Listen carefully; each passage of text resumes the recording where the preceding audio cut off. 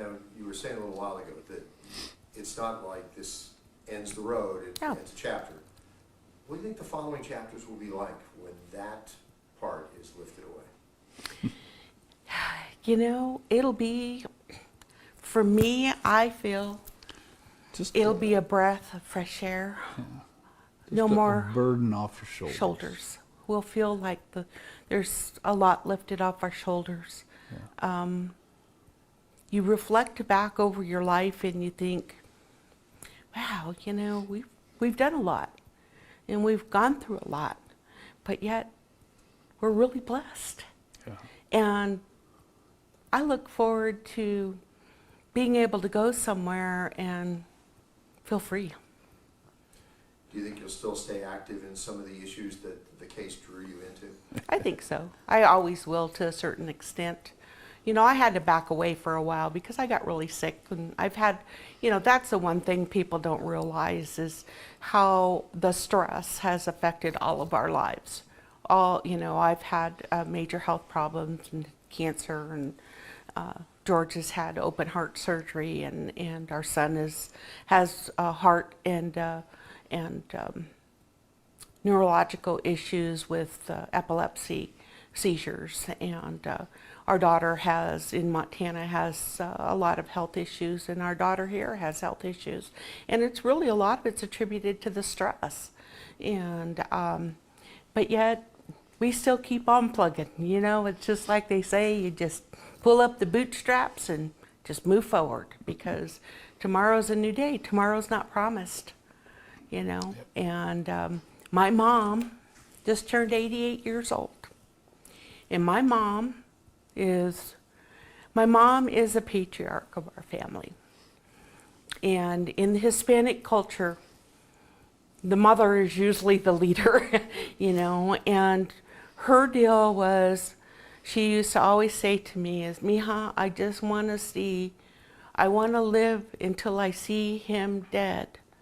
And she's had some major health problems recently, and we had this long discussion, you know, a couple months ago, and I said, Mom, because I take her to all her appointments and stuff, and I said, Mom, even if you aren't here when he's executed, I want you to think about the joy.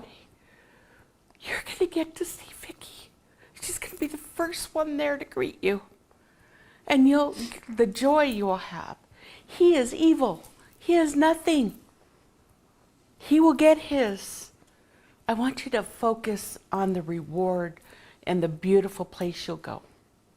And she just looked at me like, wow, I hadn't thought about it like that, you know? So, you know, it's just, you know, she just is old school, yeah. You know, and it's hard. And my dad can't talk about it. My dad he just can't talk about it. When we talk about things, start talking about it, he leaves. He goes out to the garage and dinks with the race car or whatever, or one of his puzzles. That's just how he deals with it, you know, and that's okay, you know, but it's affected everybody in, I guess, different ways. Yeah. You know. And I think about all the children, her classmates. Some of them I've kept in contact with, and the teachers, this community, how our case really affected their lives. I still get messages from people on how it changed their life, how it affected their life, how they'll never forget her. And, you know, so, you know, as a mom who had her daughter brutally murdered and lost her life, it makes me feel so good to know that she touched so many people's lives. And she has a legacy that most of us would never have. If you think about it. Yeah. We just try to turn things into a positive outcome. Yeah. A legacy achieved at such a cost. At a Yes. cost.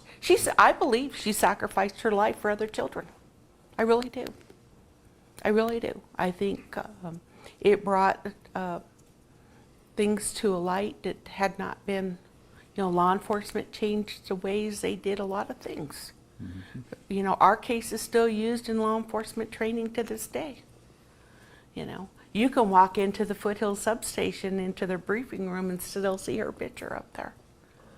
I mean, it's,